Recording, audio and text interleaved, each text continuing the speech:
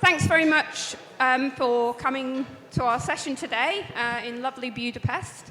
And first of all, I'd like to thank EFDN for hosting the Tackling Colourblindness in Sport panel session. So my name's Catherine Albany Ward, and I am the founder and I run the Colourblind Awareness Organisation. And today we're going to talk about colourblindness and the prevalence of colourblindness in elite sports people. Now, this has come about as a result of our Tackling Colourblindness in Sport project, which is a 3-year project, and it's just about coming to its end. So tonight is the culmination of 3 years' hard work. And the project was set up with 2 main aims. One was to prove how many people are colourblind in sport in general, and the other was to create resources for you guys to be able to distribute amongst your contacts. So the partners of the project are on the screen behind me. I'm not going to run through who they all are, but they've all been brilliant. And what I wanted to talk to you about, first of all, was to give you some context, because I know quite a lot of you won't know anything about colourblindness. So that's because 1 in 12 men are colourblind, or boys, and 1 in 200 females are colourblind. So it's quite a lot of people when you think that a football squad is 11. So it's quite likely that every football squad, there's going to be at least 1 colourblind player. And our research has found that that is in fact the case. And if our research is extrapolated for the World Cup, we know that there are going to be about 50 colourblind players at the World Cup. The first thing I'd like to do is to ask everyone on the panel to introduce themselves to you. So can we start first with you, James? Yeah, good evening. So my name's James Chiffey. I'm Head of Wellbeing and Development at Swansea City Football Club, and also the founder of Beyond the White Line, which is a human-first, not-for-profit, looking to drive systemic change in sport. Hello, good evening. My name is Francisco Araújo, and I'm Head of CSR of Portuguese Football Federation. Hi everyone, my name's Adam Bibby. I'm from Oxford Brookes University, and I'm a Senior Lecturer. Good evening, everybody. My name is Mark Douglas. I'm Game Research and Development Manager at World Rugby, and I'm a former FIFA assistant referee. Hello, everyone. My name is Nicholas Bignall. I was a former football player, and I did have colour blindness, well, I still do, so I can just talk upon some of the issues that I had when I was playing. Thanks, everybody. So I think we should probably start by talking about the prevalence of colourblindness, which hopefully is actually a shock to all of you, that you wouldn't have known how many people are affected in sport. So first question to Nick. Hello. Hello, thank you for being in our video. No problem. So you knew that you were colourblind, but all through your playing career, did you ever come across any other people that you knew were colourblind?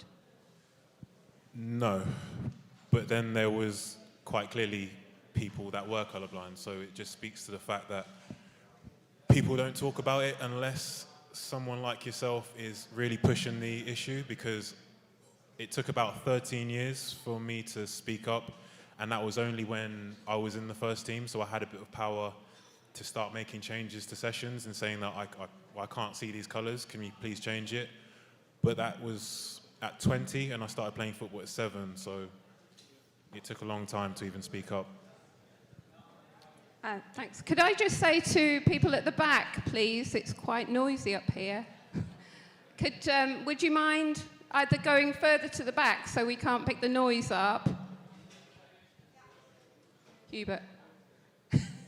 Not you, but can you pass the message on, please? So we know that there are a lot of players out there, and we know that they don't speak up. Yep. Adam's done a lot of research on this for the project. What were you finding, Adam, in terms of the research? Yeah, so we've been doing some screening with professional football clubs across a range of different countries. So with international senior squads, with professional football clubs within the UK, and also in Iceland as well. In terms of prevalence, we've actually found, out of the 118 that we've screened so far, that 7 of those individuals at the highest level within football have some form of colour vision deficiency. So if we're looking at percentages, that's around 6%. And if we're thinking about what is the actual normal percentage, that's a lot higher, so that's around 8%. So what that is suggesting that in every kind of football squad of around 25 people, there's about 1.5 individuals within those squads who are colourblind. At the same time, if we're not seeing the same prevalence within elite sport, it's suggesting that actually people aren't making it to the top. So we need to provide support for those individuals to allow them to actually excel. And Francisca and James, both your organisations are now screening or have screened for colour blindness. So obviously you find it as an important topic that you need your players to be supported.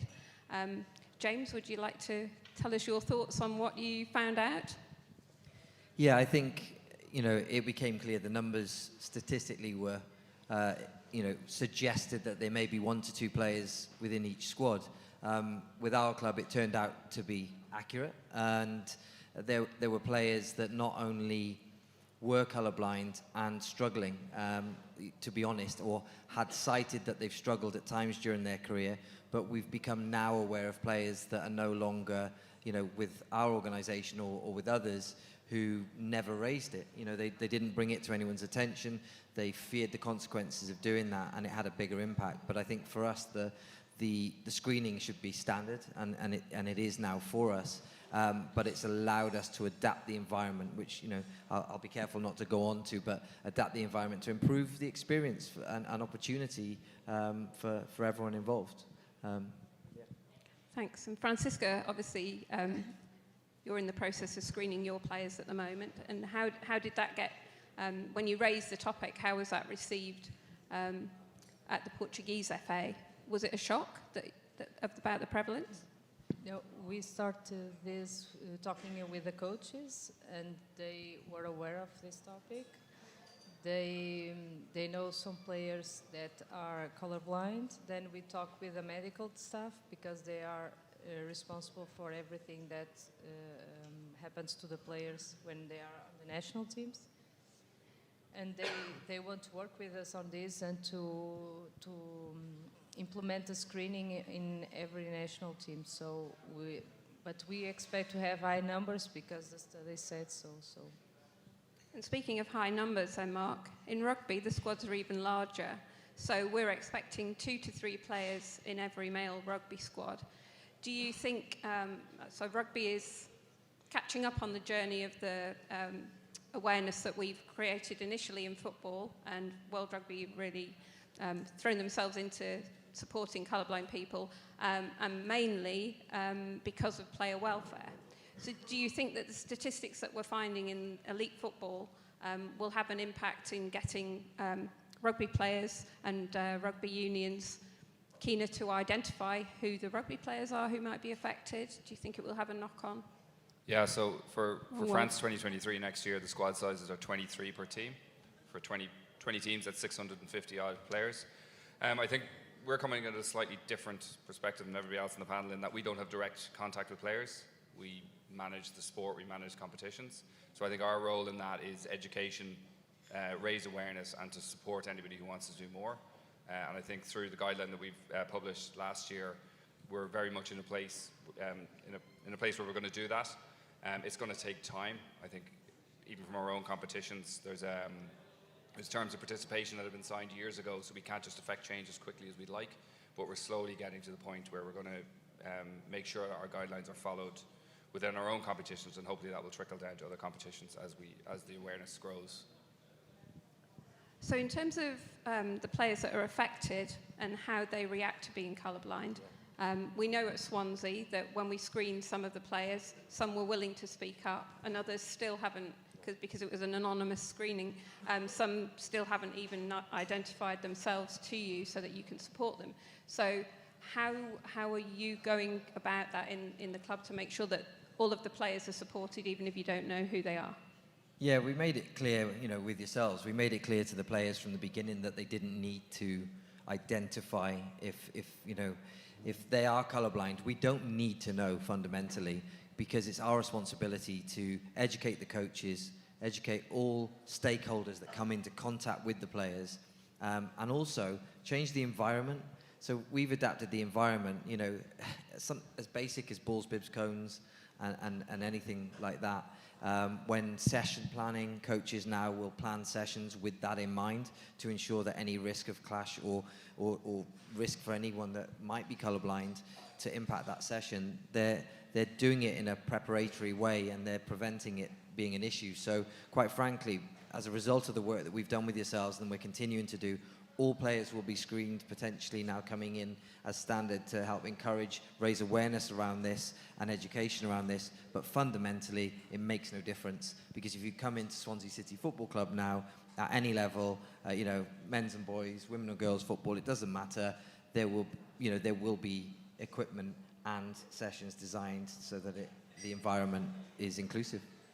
That's exactly what I want to hear.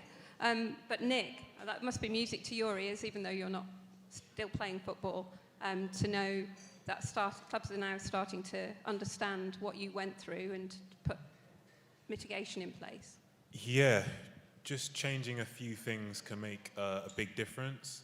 If you're training that hard to play football and then the coach puts in two colours that are close together, it literally means that you don't have an opportunity to show your skills, and it's a bit of a blow, to be honest.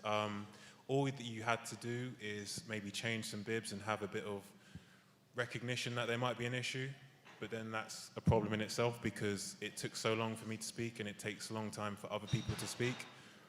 Without the awareness, the kids, especially the kids, are just gonna not say anything, and then one day you might just find that they don't like football anymore, or they just turn really bad and you don't know why. A couple of years down the line, you could find out that they had problems seeing different colours, and it could have been changed quite simply. So I think it is a really good change. And Adam, what your questionnaires of coaches and players revealed was quite interesting in terms of how players felt and what coaches thought they needed to know. Yeah, definitely. I think the coaches mentioned that there was a lack of awareness. So they just didn't know what colour blindness was. They didn't know the changes that James mentioned that could be made. In terms of the players, they also mentioned that they don't like to actually reveal the fact that they are colourblind, potentially because of contract negotiations, even embarrassment as well. So there's a huge kind of mental health kind of implication there. Also a little consideration around, as Nick mentioned, in terms of dropout from sport. So if you've got those individuals who are youth, we want people to engage in physical activity. So we're not just looking at the highest level, but also engaging people for the physical benefits of exercise, obviously for the social benefits, and also for the mental health benefits as well. And that's the same with rugby, I assume, Mark, that you want to retain players and... Yeah, absolutely. I think the fact that it's a full contact sport means we need to make sure that James hit the nail on the head and created an environment where players can perform and be sure of what they're doing. Because if you're not sure who your teammate is or who your teammate isn't, you could get hit from when you're not expecting it, and that's obviously a player welfare issue. It's funny though, one of the things I noticed since we started this project about 2 years ago, the amount of people within World Rugby who have come up to me saying, oh, I'm colourblind, which I never would have known previous to that, is absolutely astronomical. Not that there's a huge number of them, but it's just the people you would never expect it to just in your day-to-day life, that there's a little bit more awareness around the office even, and people are coming across and sort of discussing their experiences as well. So. And Francisca, you found that too, didn't you?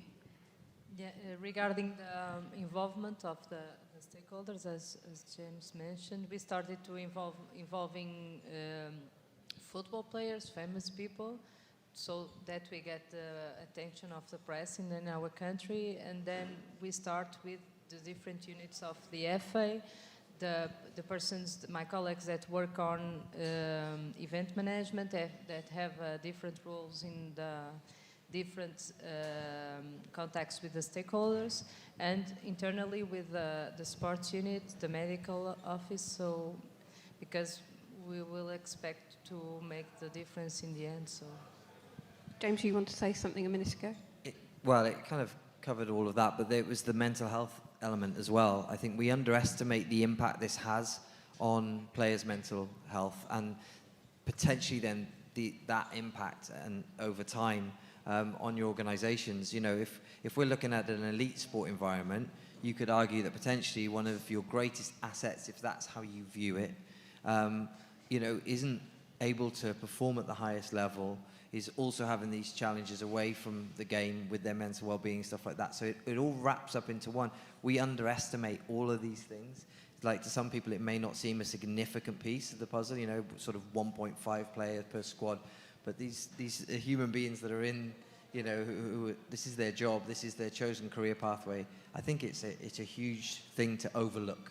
Yeah. And to think, I've obviously have a lot to say about colour blindness in sport, and I'm trying to be very quiet and let everyone else have a talk today. But from the very beginning, I got a lot of resistance with people saying to me that colourblind people didn't actually appear in elite sport in any numbers. So now we know that's not actually true. They do appear in significant numbers. I said at the beginning that extrapolating the research, we know there'll be 50 players in the World Cup. In fact, in 2002, there are 3 players that I actually know of who were colourblind, and they played for 3 different teams, and they played against each other in the World Cup. So they are there in the World Cup, and they are there at grassroots and all the way through. And what we all need to do is try and make sure that we pull them all, as many as possible, right the way through the system, so everyone gets equal access to the game. I think I've got to wrap up now, so sorry, it's a short session, but thanks to all the panellists. For those people who are watching online, we'll catch up with you for some Q&A in a minute. And for those people who are in the room, you've got an opportunity to try out the socks over there and the glasses for yourselves a bit later on, once we've closed the session. And also the panellists will be around once we've done the online Q&A session to answer any questions that you might have. And tomorrow, I think we're going to get a QR code put up on the screen behind. So tomorrow we're going to do a short session to talk about the resources that we've created. But if you want a sneak peek, if you use the QR code behind you, you can see all the resources that we've created as part of this project and have a look at Adam's research results as well. Thanks very much. Enjoy the evening, and thanks again to EFDN for hosting. Thank you. Thanks, Ed. Go ahead, Adam. Yeah, hi guys. Thank you very much for giving up your evening and coming along to this Q&A session. So I'm a senior lecturer from Oxford Brookes and I've been conducting some of the research. One of the main projects that we've been looking at is looking to show kind of prevalence figures within elite sport. We've predominantly done that within football at the moment, obviously looking to do that across different sports and not just elite level, but also lower down as well. And what we've actually found in the 118 that we've screened so far is that we found 7 colourblind players. Okay, so we know that they are there at the highest level, but if you're looking at that as a percentage, that's only 6%. Whereas the actual kind of national average is 8%. So it's suggesting that some players maybe aren't making it to the highest level, potentially due to the challenges that they face around colour vision deficiency. So off the back of that, obviously happy to take questions in terms of how can we support those players, what are some of the challenges that they face. So yeah, I'll hand it back over, but happy to obviously answer any questions directly related to that. Or obviously anything around kind of supporting individuals, players' experiences as well. We've got a former elite player at the end. Hi, Catherine. Yeah, thank you. Yeah, obviously really interesting research. I think probably the biggest standout for me was, you know, like you just said there, Adam, around the fact that players aren't making it to the elite level, which is the concerning thing. As a colourblind former footballer, also gives me a good excuse as to why I didn't make it. But I think that for me now is in my role as a coach developer, that's and I've already discussed, you know, that research since it was released this morning with internally with the FA around that and how we can, I suppose it's not really a question, it's just, you know, it's got me thinking about what is the biggest thing we can do to make sure that those players are getting the best opportunity. And obviously, Catherine, we've worked together in terms of putting, resources and things in place. It's just, now we've got that really fantastic and evidence. It's what's the next step, isn't it, in terms of providing that? So I know it's quite a broad question, but just, obviously digesting the research this afternoon, having seen it for the first time, I think that's the big question for me going forward.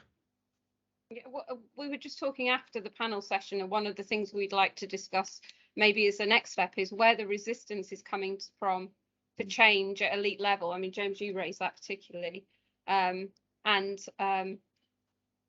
basically, what do we think the resistance is being caused by? I think from my view is what I've come across so far is a lot of people like to hide behind the fact that well, we didn't have to do anything before, and is it really as bad as you're making out, and do we really need to do anything? Why should we? And it's breaking through these preconceptions of there's no need for change, which is the hardest thing, I think, from my side. James, I think what you wanted to say specifically. Yeah, so I wear two hats. Obviously, I'm head of wellbeing and development at Swansea City Football Club, so there's very much the organisational hat there, and then Beyond the White Line, which is a not-for-profit that I founded sort of in 2018, comes at it through a slightly different lens. So if I may, I'll go with that hat on and sort of cover the badge for a second. My experience to date, until working with Swansea, was just pure resistance across a lot of these areas. So whether it be colourblindness, whether it be neurodiversity, whether it be mental health, anything really away from the pitch to do with the human being, it was always met by stakeholder resistance and at the most senior level at times. And I think for me, that's been the biggest breakthrough with Swansea. I mean, it really was, a blank page where there was no resistance at all. It was welcomed, if anything.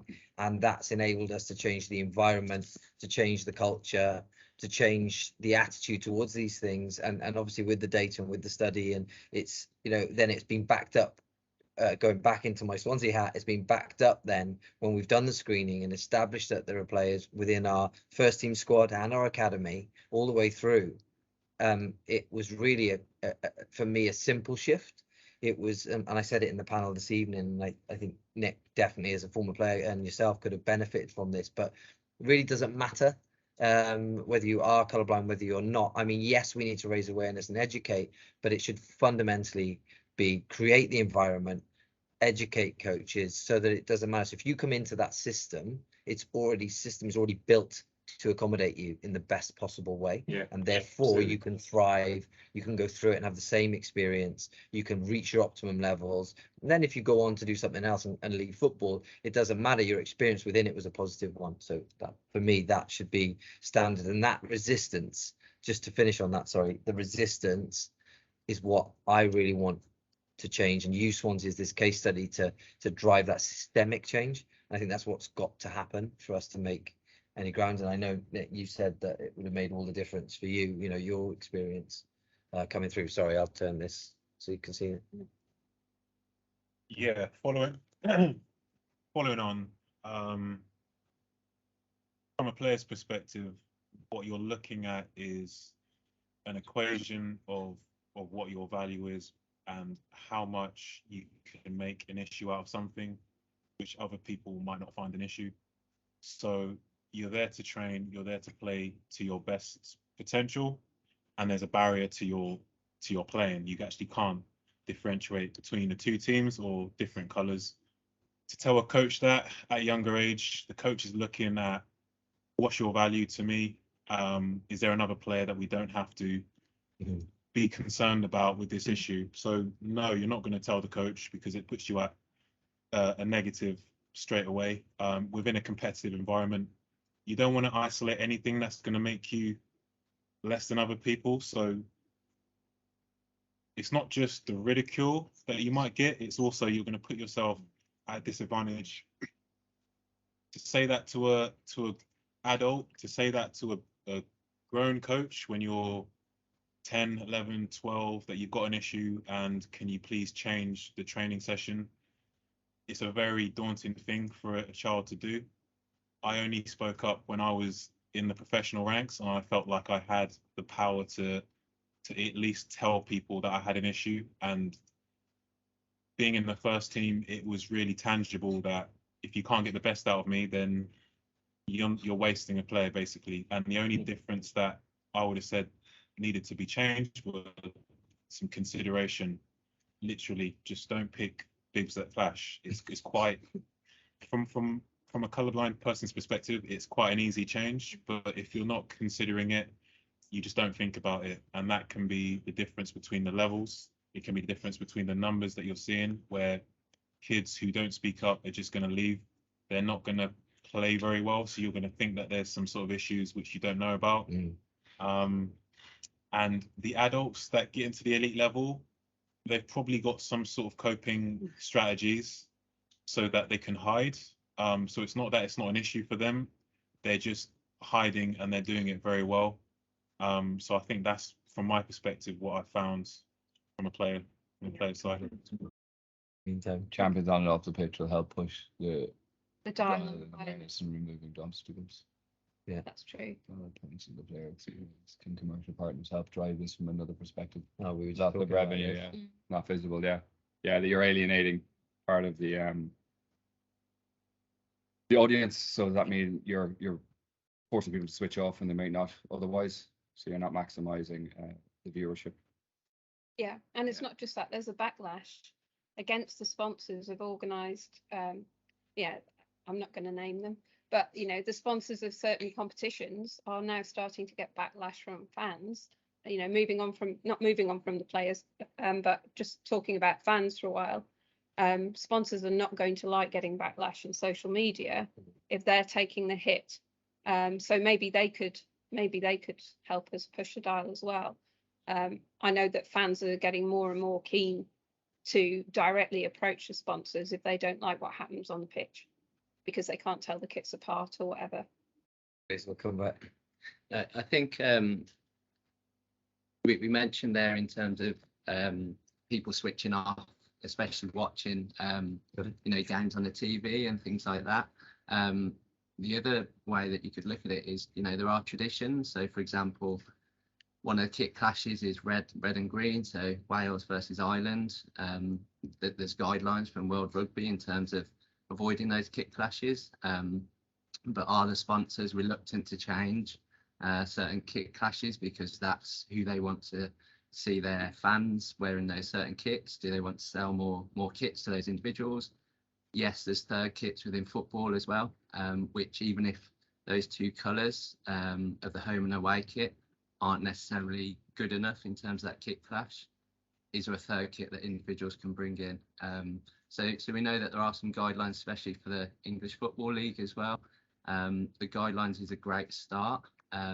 Also, we need to make sure it's actually implemented and people are taking this on board. That's really the next step. Then one of the things that I always find quite surprising is that clubs can spend millions and millions on a player, and the most fundamental thing is that they can perform very quickly in very pressurized circumstances, and yet not only do they not check about colour blindness when colour is a fundamental element of the game, but they don't then want to recognise that this is an issue, so they can make the most of the assets. If you look at people purely as financial assets, of the assets they've already paid for. That makes no sense to me at all. We do know of one player that moved from a club where he played in a kit that was not going to be a kit clash issue or have any issues, to a club where potentially as a colourblind person he would have issues, and it's well documented that this player, his performance was significantly worse than the club who bought him was expecting. And to me, it's blatantly obvious why that was, because the new team that he moved to played in a kit that he was going to be struggling to distinguish from the grass, and they paid millions and millions for him. Nobody even thought about it, and still they're resisting thinking about it for all the players that they bought that are in that position. I find it bizarre. I think Ryan's got a question. Go on, Ryan. Yeah, Mark. just linked to that, Catherine. I think that flipping the research on its head, that is something that people have got to take notice of now, isn't it? In terms of the fact that you know, every squad that you've screened has got a colourblind player. So, you know, if that's across the board, then like you say, you know, they've got this asset already in place. So it's a case of, you know, getting the most out of it, isn't it? And hopefully that element of the research will make people stand up and look at what they can do to make sure it's the best environment for every player. On that, Ryan, though, what's interesting as well is that because it's kind of touched on a previous point about players not wanting to maybe raise it, like Nick referenced and stuff, but also, you know, whether it's a club level or international level, there's a lot of players who, you know, are really struggling and they're keeping it sort of private, and they're not willing to disclose it for all the reasons we cited in the main panel this evening and again now. And I think, but we shouldn't even have to rely on them to sort of come out and say, look, this is a challenge for me. If we've created this positive environment and this environment that, you know, really allows them to thrive. And I think, you know, the responsibility does fundamentally come back to the clubs, the associations, the sponsors, all the key stakeholders in the industry. And I don't want to hijack this point with other issues, but I mentioned mental health and neurodiversity and other things, and the list goes on. I mean, it's not, when you really get down to brass tacks, it's not a big ask, as we said, whether it's balls, bibs and cones, things like that, better planning, better education.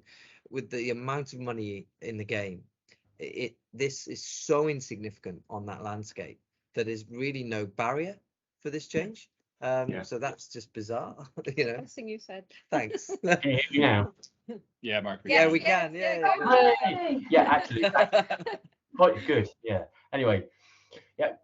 I should say that I'm completely blind, not just colourblind. But anyway, no, the point that you were making there is, and this is not.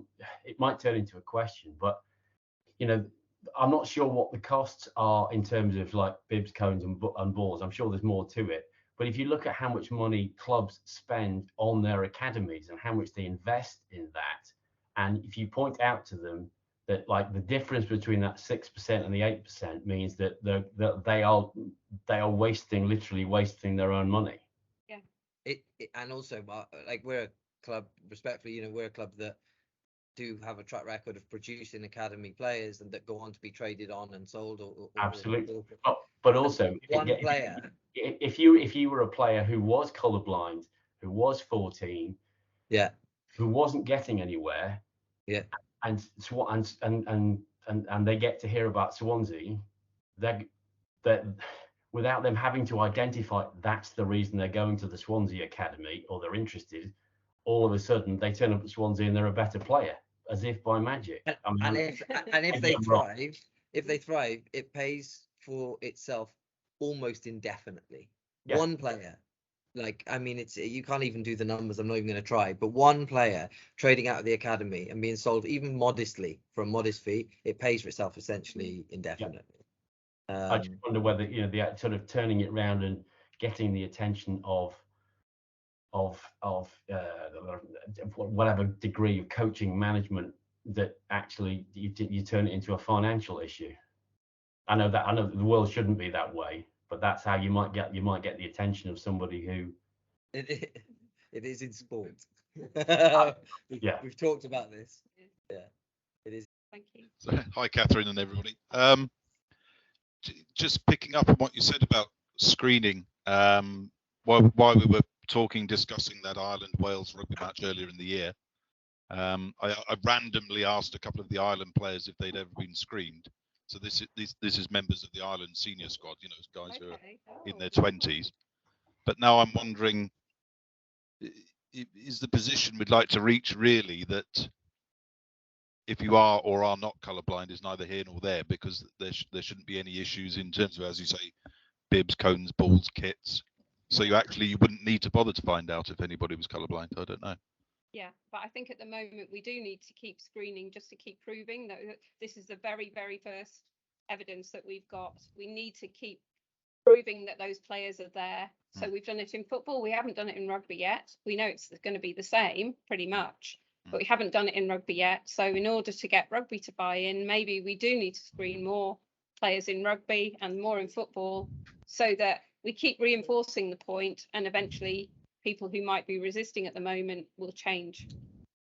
Yeah, and I think the difference in rugby is there's more players on the field, so more likelihood that there is a colourblind player on the field. Mhm.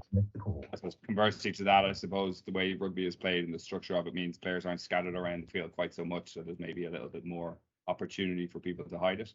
But as I think we've all been saying, it's putting players in a position where it doesn't matter if they're colourblind or not. It's the ideal situation. Yeah. Hugh, the screening as well right now, like I agree with you. Ultimately, we'll get to a place where we shouldn't need it at all. But the importance of it right now is still really there, because even for myself, with a club as progressive as ours, and who open their arms to this research and doing this body of work, I still will have had to have built a business case, to go to our, sort of CFO or whomever and say, look, this is the spend, this is what we'll need to commit to but now and ongoing. So I think, and whilst it's modest, and I don't think it's a significant barrier, until it becomes so standard, that change, I think we need the evidence right now to build a case for everybody to topple the dominoes, really.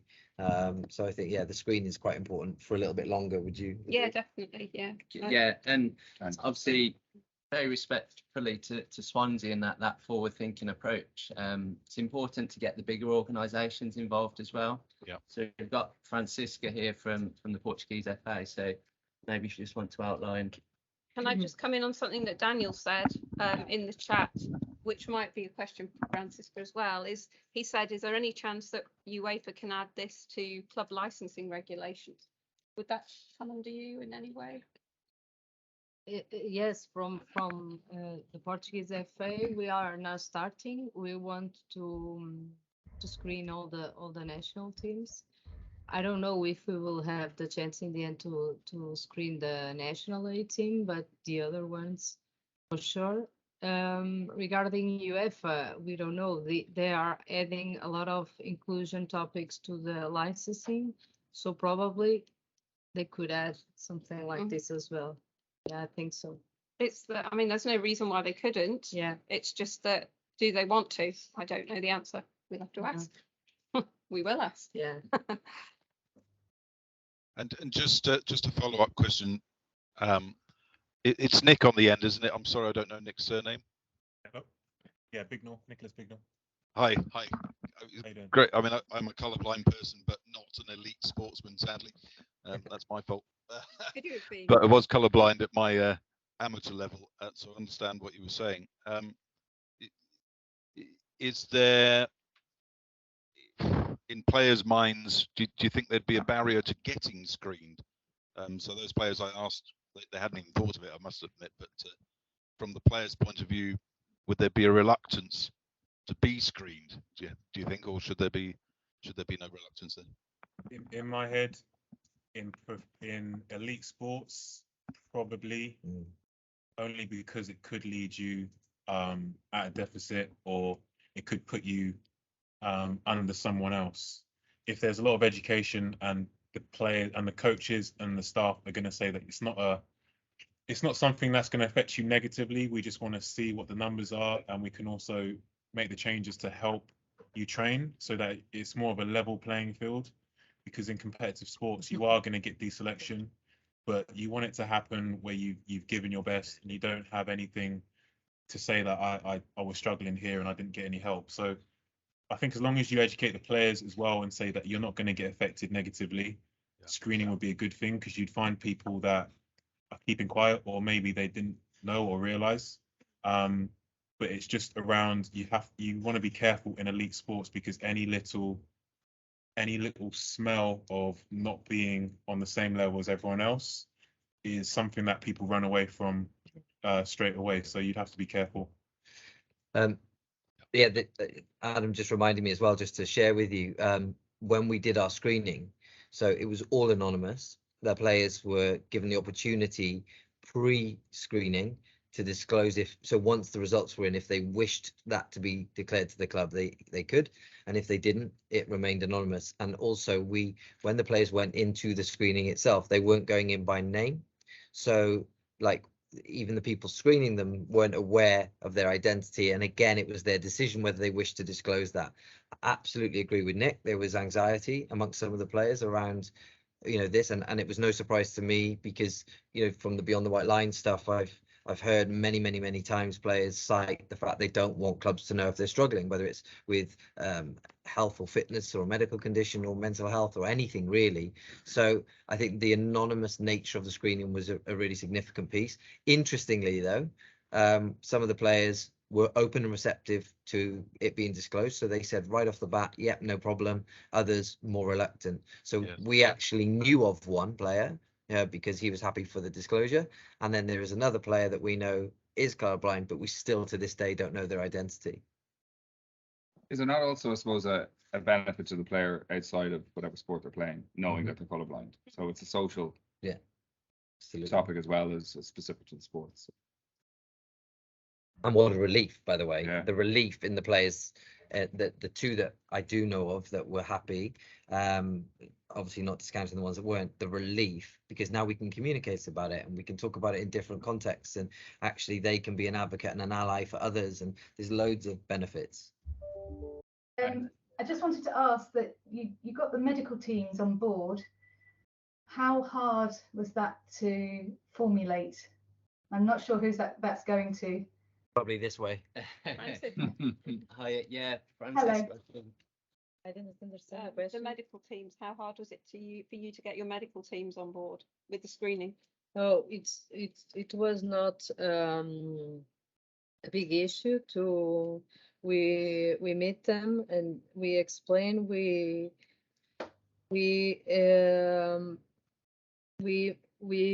show them the studies that we have from Adam, that the numbers from the in general perspective, and then they said that it will be important for us to screen the players to see what is the prevalence in our national team and our national teams. So we are starting now.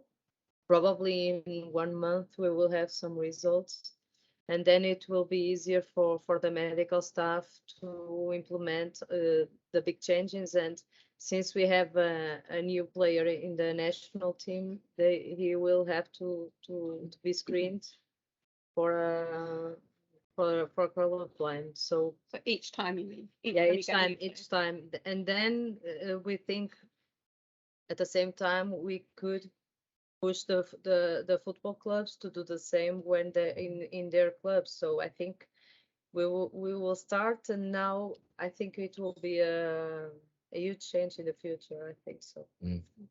It's interesting what we found about clubs that we know that screened previously before we started on this project. And what we found from players who we screened as part of the project, we always ask them, have you been screened before, and where have you been screened before? And we're finding that less than 1% have been screened at their clubs.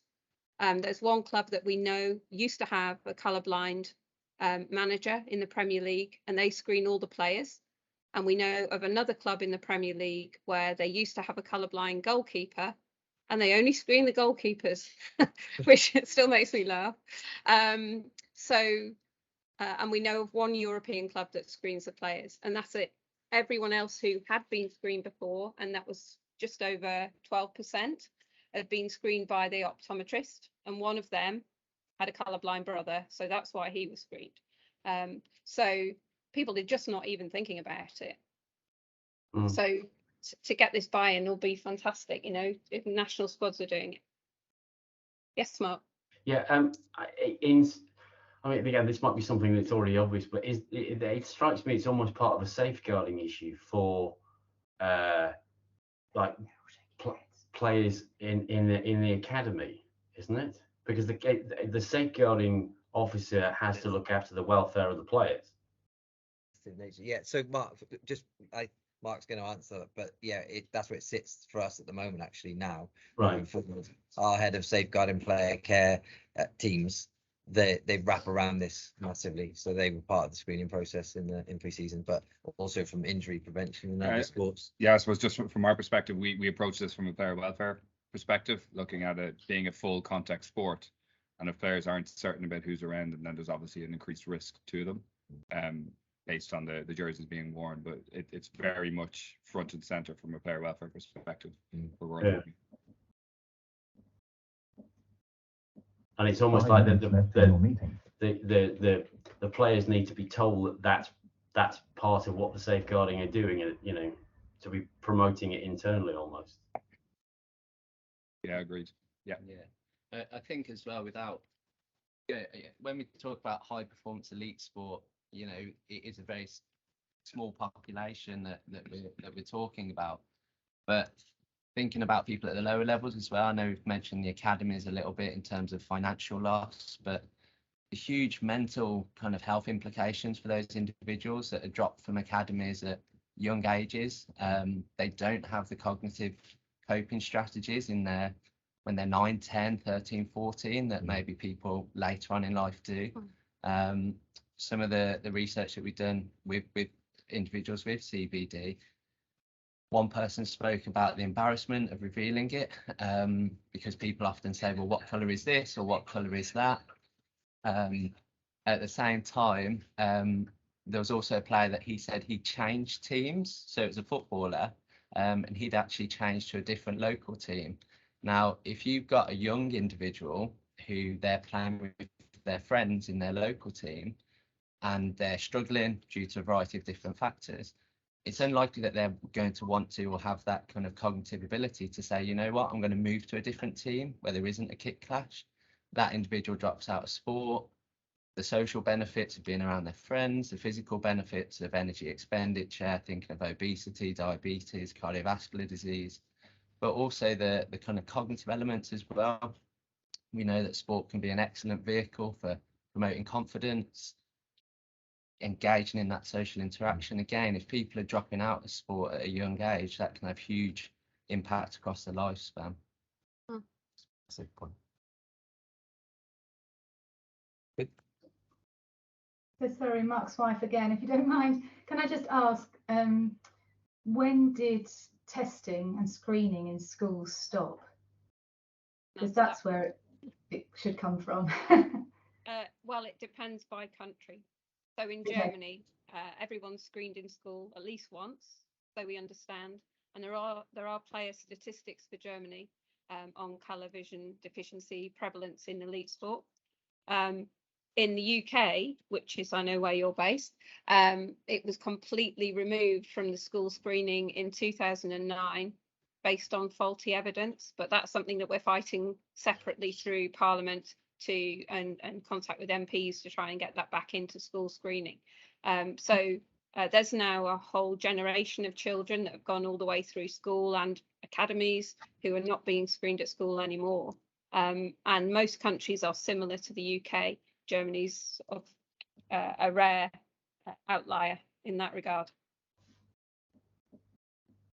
Yes, Mark. So here is a question: where do the panel think the best age group to aim to focus to actually shift it? Is it in the senior academies, first team? Is it pre-academies? Where's the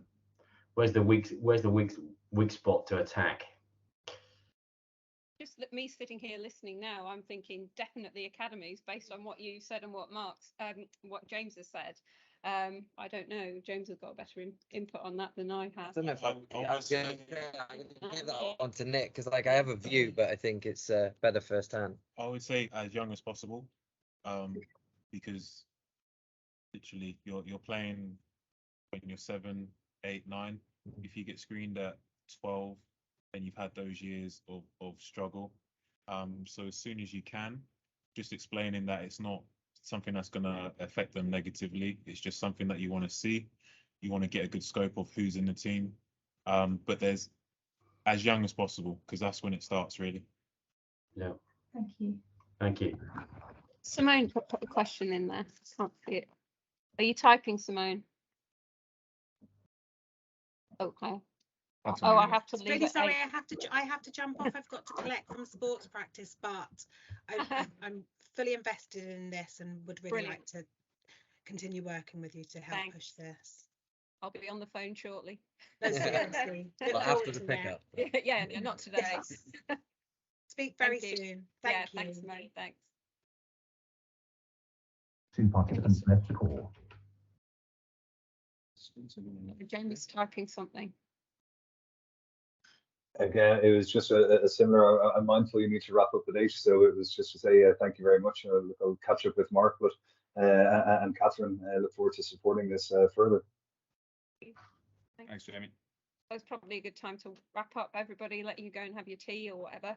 And thanks to all of you for staying on the line and for your interest in this. We're very grateful. Thank you. Thank you, Catherine.